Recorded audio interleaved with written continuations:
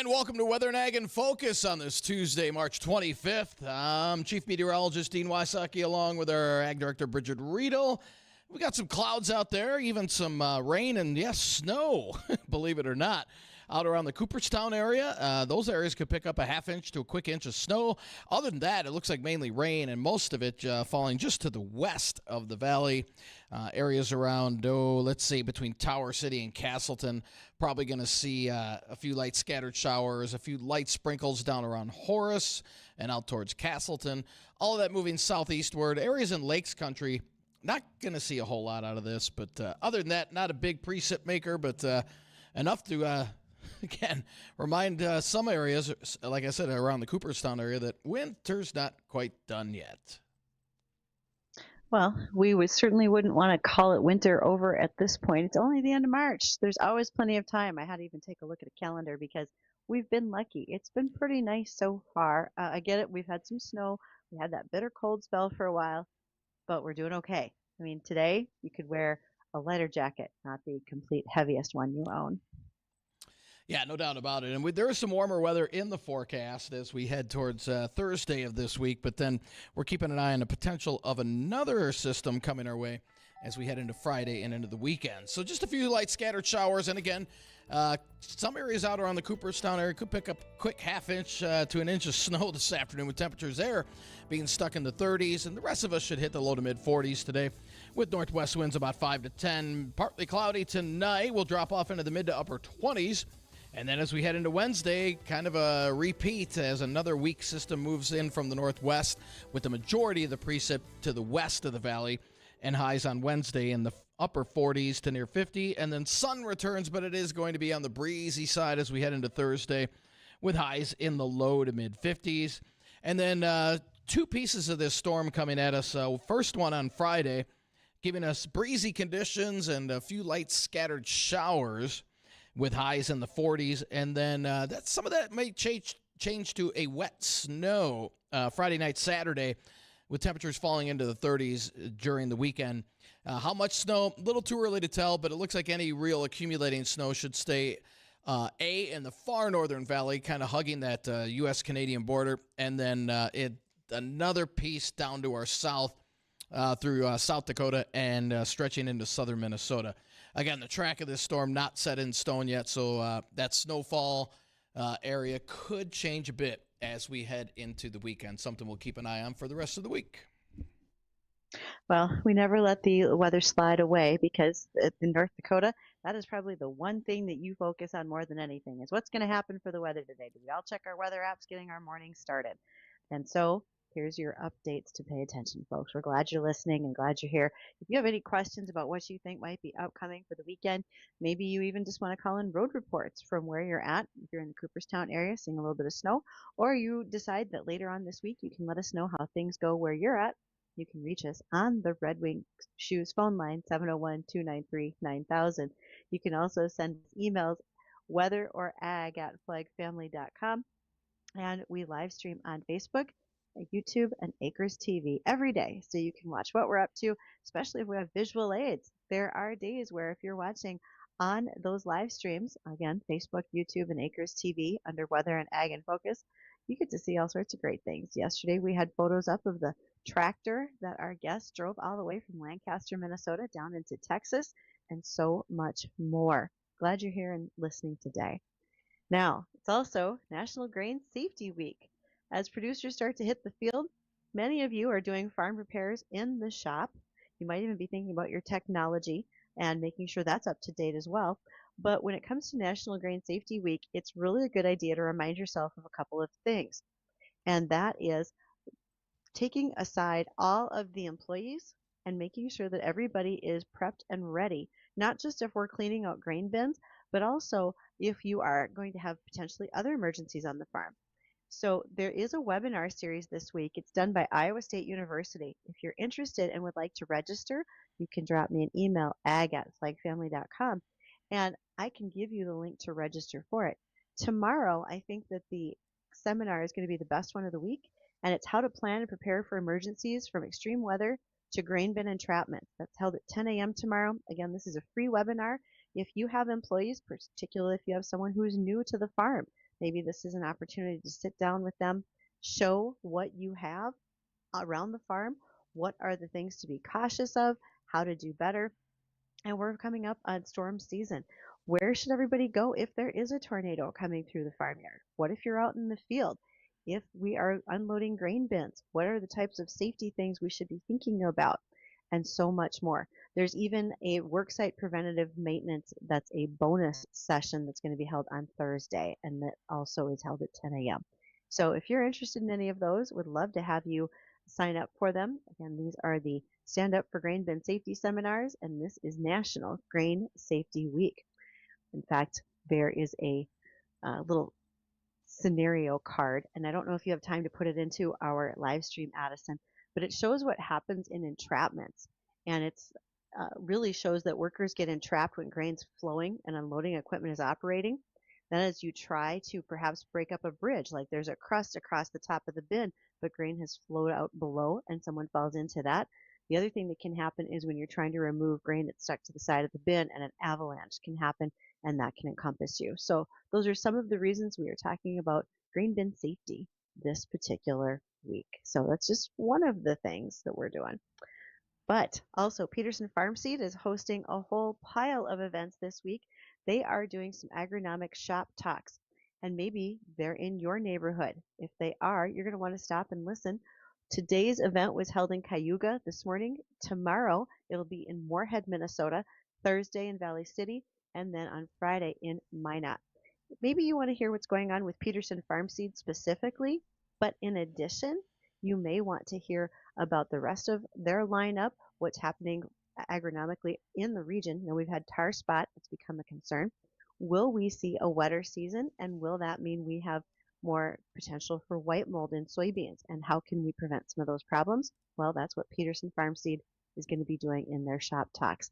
So if you're interested in attending those, it's on their website. They'd be happy to give you some time to take a seat, listen, have a cup of coffee, and learn. So we're in that educational part of the year, Dean. This is when we spend so much time getting ready for the upcoming season, whether it's through safety, agronomy training, and so much more. There's a lot on everybody's plate. And speaking of grain bins, we had a guest on a few weeks back, Bridgette, where it was like some robotic. Was it a robotic arm or something to get into the grain bins so the farmers don't have to get in there, like you said, and break off a layer of crust? I mean, is that going to become more widely used here? So I mean, there should be, with the technology we have now, there shouldn't be much reason for anybody to put their lives at risk like that.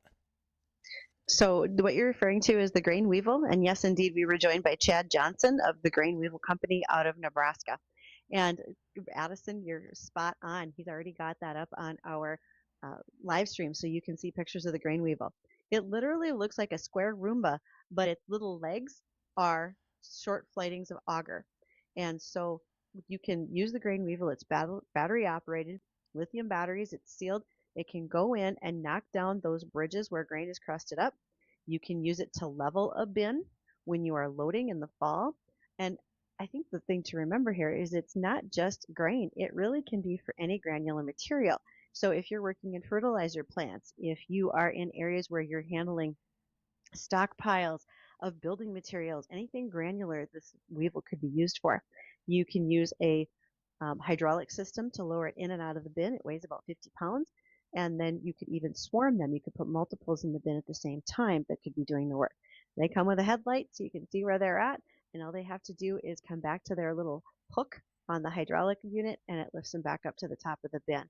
Or if they're down towards the bottom, you can walk in and get them when they're done with their work. But that would be the grain weevil. And one of the questions that we brought up to Chad was whether or not farmers would be able to receive an insurance discount by using something like this, so they don't have to worry about a human being in the bin. And at this point, they did not have an answer for it, but we think that might be coming up pretty soon. Probably one of the items that they'll be highlighting at the North Dakota State University Extension Safety Camps this summer. Angie Johnson has let me know that the Fargo camp is full.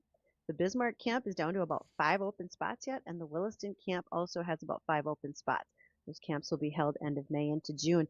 If you haven't signed up and you'd like someone in your family to attend, again, you can reach out to North Dakota State University Extension. Your county agent can help, or you can reach Angie Johnson, who is the Farm and Ranch Safety Specialist for NDSU Extension, and she can get your students signed up for the camp. I think I've been to the camp with kids. It's outstanding. Even kids who are well-seasoned farm veterans, you might say, walk away and say, I really learned some things here. That was awesome. And we've got a guest coming up here, one of our, I guess you could call her a regular guest. We are going to have On the Auction Block with Steffes Auction. We're going to be joined by Brad Alstead. Brad is actually on location, much like many of us are at this time of the year, and we're going to give him a phone call so we can visit with him about what is happening in the world of farm equipment auctions to date. So, looking forward to visiting with Brad after we get an update on the markets from the American Ag Network. Stay tuned.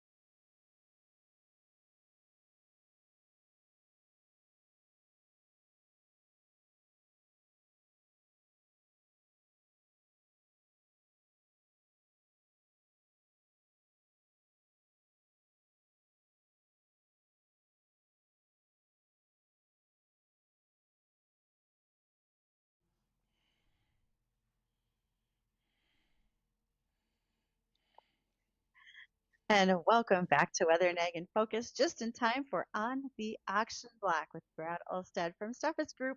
Brad, how are you? I'm doing fantastic. I'm up here in Bathgate, North Dakota. We just listed a very nice farm retirement auction, and we're busy trying to get things working. Okay, so Brad, I got to ask a question right off the bat. Okay, as the auctioneer, you said, and I saw your message this morning saying, "Hey, we got to get this deal ready." What do you do when someone calls and says we're going to have a retirement equipment auction or an auction liquidation? What are the things that you do immediately to get ready for that sale? I tell you, I had a phone call last Thursday. He asked me if I could come and visit him on Saturday.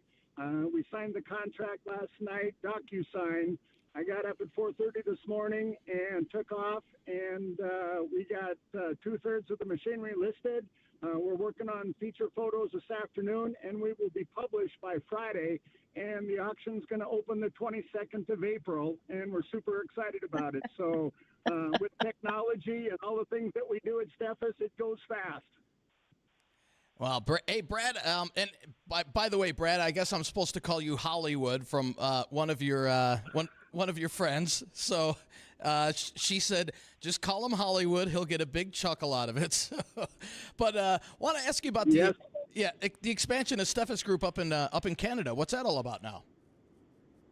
Well, I tell you what, we're super excited. You know, Steffes and Scott's vision and Bob's vision was always to grow and scale the company, and we acquired Bruce Strapansky Auctioneers, and that's out of Tisdale, Saskatchewan.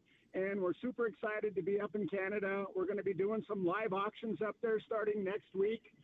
We got higher ag services auction that we're going to be doing. We got a number of live sales, and we're super excited to be up into Canada and growing and scaling with Steffes, and it's a people business, and we're, like I said, very excited to be up in Canada. We have a lot of good Canadian buyers that come down here and support our auctions here in the States, and we like to work back and forth. So looking forward to it. So, Brad, you're the guy who has his hand on equipment, and you take care of so many of that part of the auction business for Steffes. Any particular trends that you're seeing right now? Is there a certain lineup of tractors that you're seeing? Are folks getting rid of something to trade for a different one? And are you seeing a lot more air seeders or drills going on this time of year? What might you be seeing coming into auctions right now? Well, right now, you know, everybody's excited about putting in the crops. So air seeders, big planters, planters that have the specialty like high speed and precision are very sought after. The track tractors, especially like the RX, 8RX, 4-track, very popular. A lot of optimism, even though commodity prices are down, we still have optimism out there in the marketplace, and the machinery values are holding, quite frankly, very, very well. So we're excited to see that. Boy, that's impressive, because knowing that new equipment sales are down and you're saying secondary equipment's holding steady, that's great. And do you feel like that could hold through the rest of the summer or even through the calendar year? Well, you know, you have to put it in perspective. We had such an escalation of new prices to the point where it's just not sustainable. And the market is going to speak just like all markets. And the market machinery that we're selling right now, yes, it's been discounted, but that's already taken place. Now it's useful life that's left in the piece of equipment, and people see value in that. And just like anything, it does depreciate. But good quality, well-kept farm machinery is still got a market and still being sought after, because the price of new equipment is not coming down. There's no rebates. There's no programs. They're just going to shut down the factories, as you well know, with the case layoffs. John Deere's next. They're on the market in August and September, and they're just going to shut down production to get their equipment line in order. Absolutely. They've got to make sure that they are reducing some of that higher inventory, et cetera, in order to keep up with what really can move, I would imagine, is the best way to say it. Brad, as you are thinking about auctions, when you think about auctions that are going on as of late, is there something that you've seen that really stood out, whether it was a particular tractor or a combine, something that you just said, wow, that's an item that people are really going to be seeking when they come to this sale? You know, I think when you have something that is an older, low-houred piece of equipment, like a tractor, a low-mileage truck, we're selling some 1990s vintage Peterbilt trucks that have been well cared for and bringing a retail price. And some of that has to do with no def, easy to work on. But old Joe over there, he took care of that truck, and he put it in the shed every night, and everybody wants to buy that truck. And we've seen multiple events like that this spring, and it just goes to show if you take care of your equipment you're going to get rewarded when it comes time to selling it. Boy, that was the word I was thinking of, was no def. If there's something that folks are seeking right now, they'd like to get away from that in any piece of equipment, to be honest. That is so true. That is so true. So now, as we get ready to bring up more sales, I'm just looking at your lineup that you've got. You've got some farm auctions that are coming up. You have excavating equipment, because I do realize that every farmer is probably, at least the majority of farmers, have a backhoe, a track hoe, some payloaders, etc. So those are not just construction type equipment anymore. And I know I'm calling you on the cusp of, or having to do this off the cuff, but Brad, do you have a consignment sale coming up anytime soon for equipment as well? Well, what we do, Bridgette, is we offer a bi-monthly auction program where 2 times a month we take in consignments throughout the country. And we're doing also a construction sale that's coming up shortly. And we provide a service that gives opportunity to sellers to participate in an auction environment twice a month.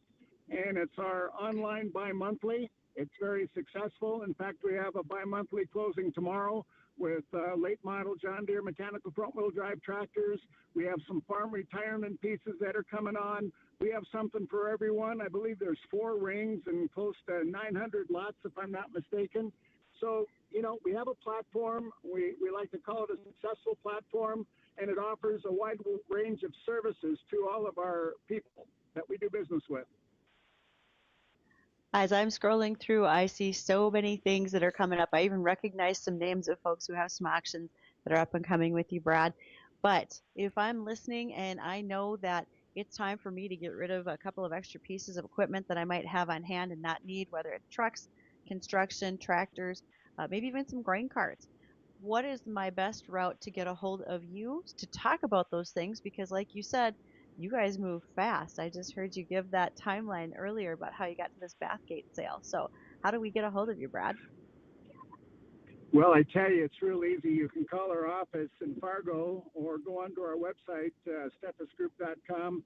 Our office number is 701-237-9173, or Brad's personal cell phone, 701-238-0240. And guess what? I answer the phone. I bet you do. And I bet you return the calls too, Brad. I sure do. Well, thank you again for joining us. And that was Brad Olstead. He is with Steffes Group. This was segment is on the auction block. When we return from bottom of the hour news, I've got a little bit of a legislative update from one of our state legislators. He unfortunately couldn't join us today because he's in committee, but I'll help out with that when we return.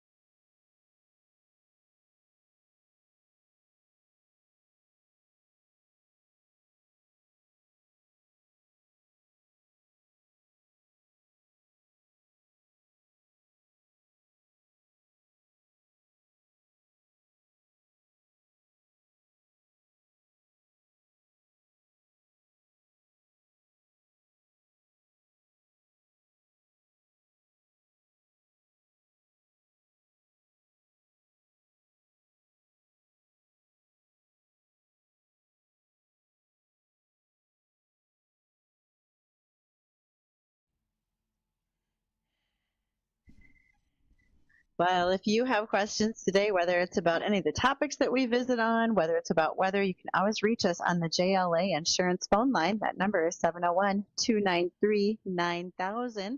And think about your questions you're going to want to ask next week when we are joined in studio by Chris Sherman. Chris is with Tech Support Farm, and your technology is supposed to help your farm and ranch, but if you have questions and you're not sure if it's really working and it's best for you, you're going to want to reach out to Chris at techsupportfarm.com. With Chris's work, one of the things that he is making sure folks are aware of right now is that as we go into the summer season, are you aware that everything's functioning well, whether it is the laptops in the office, the iPads, and all of the data flow that's happening in tractors, and later on will be in combines, it's going to be in sprayers about mid-season. And if you need help with any of that and making sure that it's working the way it should be, you're going to want to talk to Chris at Tech Support Farm. Now, things that should be working the way you want them to. Well, one of those is our state legislature. And I had the opportunity to invite a Representative Jared Haggart from District 20 in to join us today, but he's in committee right now. And I'll be honest, that probably takes precedence over a radio interview. So while Jared is in committee meeting, he did send me an update on a few things that are going on. First of all, we know that property tax bills to enhance the impact of ag in our state have been a high priority. In December, there was an organizational session that brought forth the formation of the Rural Caucus. And this caucus is a coalition of those that represent rural areas in the state. Issues covered by the caucus will include school funding, hospital access, road and bridge funding, and the impact of the legislative proposals and how they affect our small towns and ag communities within North Dakota. Property tax, been a big discussion. That's front and center. And there have been extended conversations around the need for increased long-term stable road funding in the county, state, and township level. As someone who drives those roads on a regular basis, I can tell you exactly which roads, Dean, I think should be worked on. So if you guys have a question, I'll add them to my list and pass them on to the Rural Caucus. And Bridgette, Go ahead. I had somebody email me, and I didn't have the answer, so I figured you might.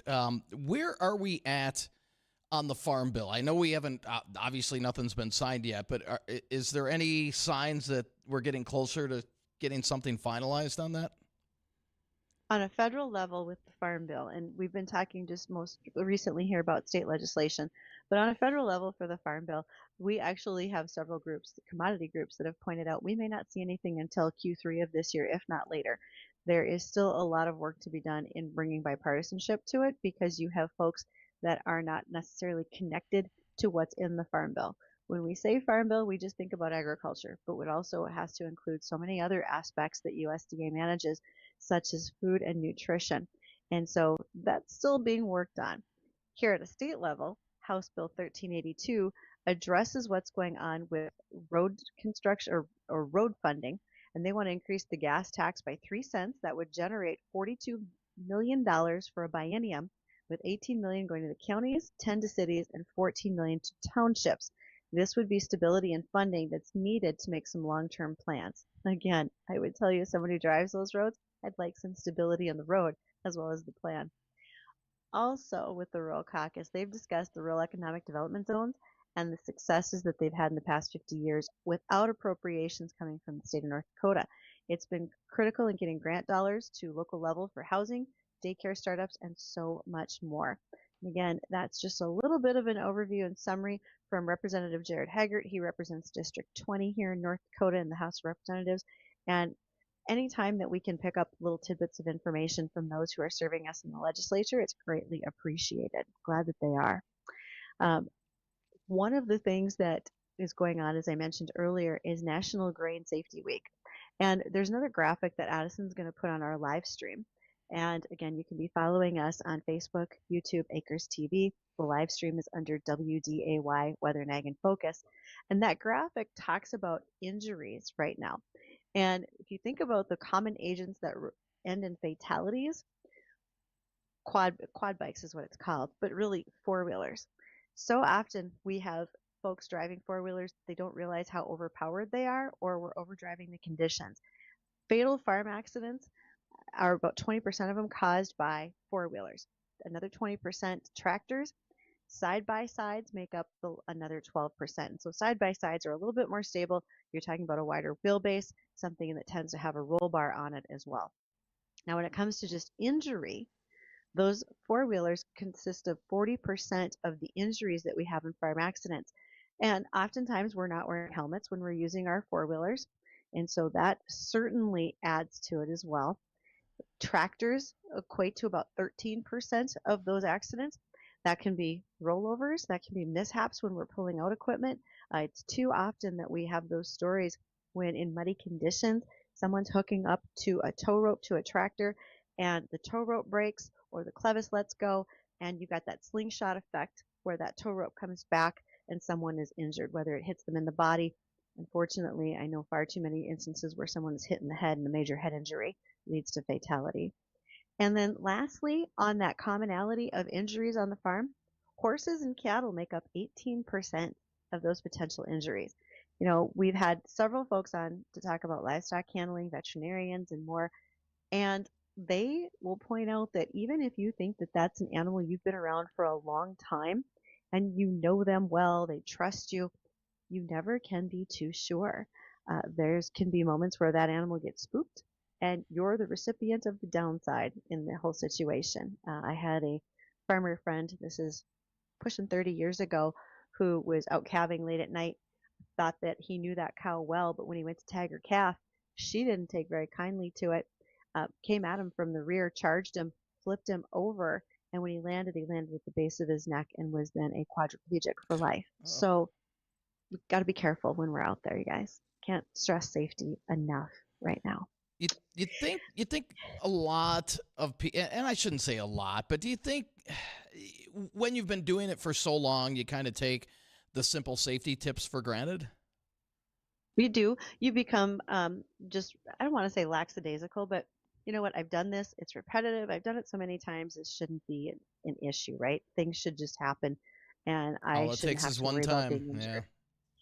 Yeah, one time that you're not focused on it, and boom, there we go. You're going to get left out in a situation that would go downhill pretty fast. I almost said left out in the cold, but that's because I was looking ahead to one of the headlines that are going on currently, and that is in Minnesota. Research work is being done to determine if that cold weather snap we had back a few weeks ago affected any of the bugs that might be infesting farm fields this summer. So if y'all were to take a guess, will the cold weather stop us from having things like soybean aphid and corn rootworm this year? I'm just going to say that as a yes or no question. I'd say no. No, they're coming back. Yeah. Insect cold tolerance is pretty good. Insects will really match the temperature of their surrounding areas, certainly making them known to be cold-blooded. But insects can survive that below freezing temperature because there's antifreeze-like compounds in their water in their bodies. So it will lower their body temperature like it would antifreeze in a car, and they can survive. So for, say, soybean aphids, the temperature each year can be a simple way to forecast what that mortality was due to the freeze, and it's probably around 25%. But basically what that tells me is we're still going to have soybean aphids in 2025. They're not going away anytime soon. The aphids also like to overwinter as eggs in buckthorn buds, so they get a little protection from the wind and from the cold air temperatures. Eggs generally freeze at about a minus 30 below, but most eggs, again, can still manage to make it through that. I know we had some minus 30 below nights, but there probably weren't as many as we might think this year, Dean. I would just take a guess at that. No, you're correct. I mean, we had a few. Yeah, we were colder than last winter, and we've actually been a little bit snowier than last winter, but we're still, temp-wise, we're far from where we typically are in terms of temperatures. We've been a little bit warmer than normal on average for the majority of the winter. We went through that 3-week stretch of brutally cold weather, but it's been, this is 2 years. I mean, I would venture to say it's going to be hard-pressed to get back-to-back-to-back winters like the last two have been. So we'll see what next winter holds. But first, we've got to get through this spring and summer, and mark your calendars for April 3rd on the Jay Thomas Show. we will be having Gary Lezak on, Bridgette, and myself, and we'll be talking about what this spring and summer look like for our ag community and for anybody in general. We'll be kind of highlighting when we're expecting some of the bigger rain events. Will they fall on specific holidays, or stuff like that. And for our ag community, we've been pretty dry for most. For the winter in general, we've been drier than normal, and we're starting to see drought conditions expand in a lot of the Corn Belt, especially western Nebraska, western parts of South Dakota, and North Dakota. Those areas are target areas for drought conditions expanding here. And what we'll be going over is, are these droughts are continually expanding or shrinking? Now, these drought areas to our west have been expanding. The dryness in our area has been expanding as well. So will they continue to expand as we head into spring, or will we get timely rains where these drought areas will start to contract and we won't have a big of a problem as we head into spring and summer? And those are some of the things we'll be going over on our spring and summer LRC Outlook. Again, mark your calendars, April 3rd, starting at 2 p.m. on the Jay Thomas Show. So looking forward to that. It's Gary and I have been talking about what it looks like, and I'll tell you what, by the end of April, I know that's coming up, we've got 3 big storms on the LRC from mid-April through the end of April into that first few days in May. And I'll tell you what, if we don't get beneficial rains from that part of the stormy LRC cycle, we may have things to worry about as we head into the rest of spring and summer. But again, we'll kind of dive more into detail on that coming up on April 3rd. We still have a ways to go. That, and we do. And, we were talking about cold temperatures and can that stop insects from coming? That's one segment of what happens with insect populations that we might see in the field. The other has a lot to do with the wind. And I know you can't predict the wind with the LRC, how often we're going to have southerly winds, but that certainly makes a difference, especially in the case of spider mites for soybeans. There are certain bugs that'll just blow on up here, and when they show up, it's time to fight back, you might say, and keep them from getting into the crop. So realistically, we're going to predict as much as we can, but there's just a few things that even the LRC can't do, although it's pretty good. All right, folks, we've got a little more time to talk about weather and headlines, and we're going to do that when we return.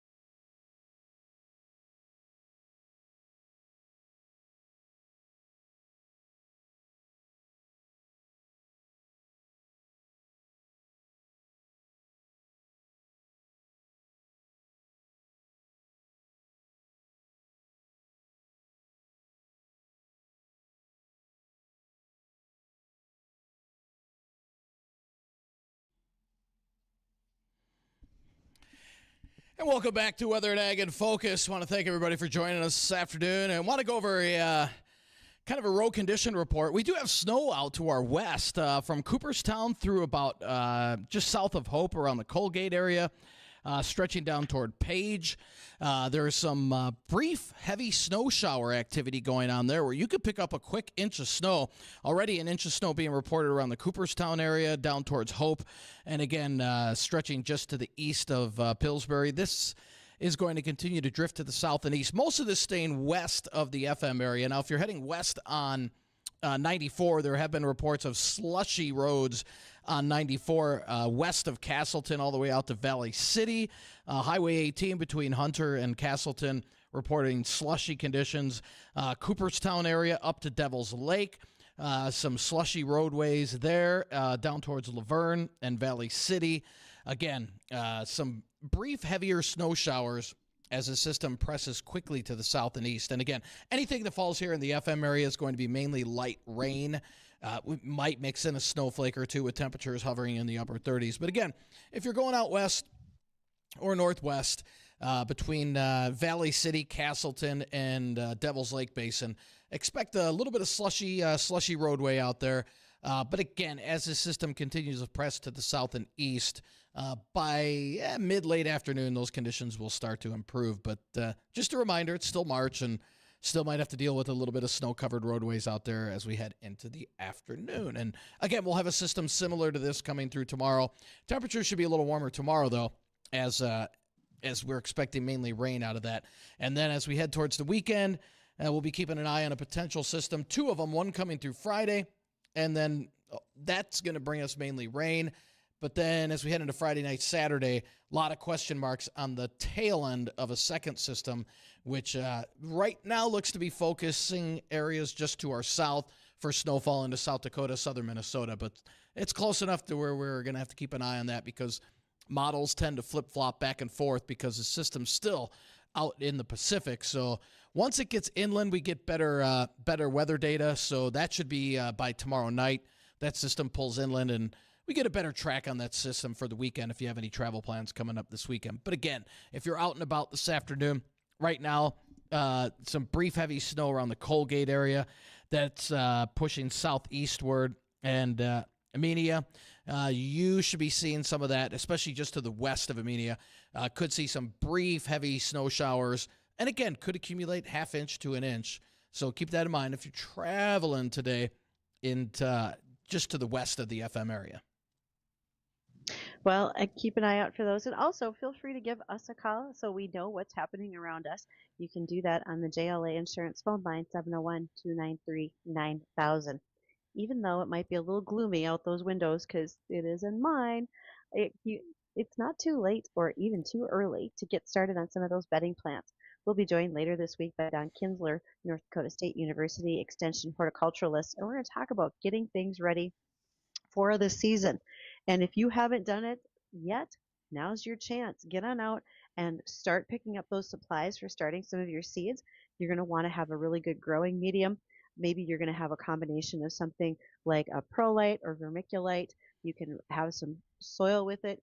As Don mentioned, some of those potting soils that you buy pre-mixed that can have Miracle Grow and so forth in them, they're a good start, but don't rely on that to just be the only thing that you want to use. And also check to make sure that they are sterile, don't free of weed seeds, etc., before you start getting those plants into the little containers and ready to go. Speaking of containers, you can be using something that's the cellu flats, the little squares that are the flats you plant into, plastic pots, peat pots, eggshells. Any of those are great ways to get some of these plants started.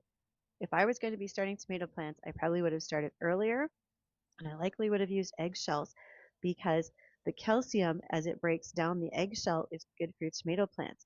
Personally speaking, I learned a while back to crush up eggshells into the bottom of the transplant hole where I'm going to put my tomato. So eggshells, a little bit of soil, put your tomato plant on top of that, because then as the eggshells break down, the calcium leaches out into the plant root system. It's a great way to do it, and calcium is always of benefit to things like peppers and tomatoes. And at the rate it's going, that one egg is worth probably about $2. So make sure that you are very conscientious of how much you're using in the bottom of the plant. And then many are going to be using grow lamps at this time of year in order to get longer days for those plants, getting them ready to go out in the sunshine. Personally speaking, I also will turn a fan on mine to toughen up their stems a little bit before we take them outside. That hardy North Dakota wind can be a lot of tough on very fragile young stems. So get ready for planting. It's coming soon. It is, no doubt. So, again, if you're out and about this afternoon west of the FM area, some slushy roadways west of Castleton on 94. So for Bridgette, myself, I want to thank everybody for joining us this afternoon. Don't go anywhere. The Jay Thomas Show, that's coming up next.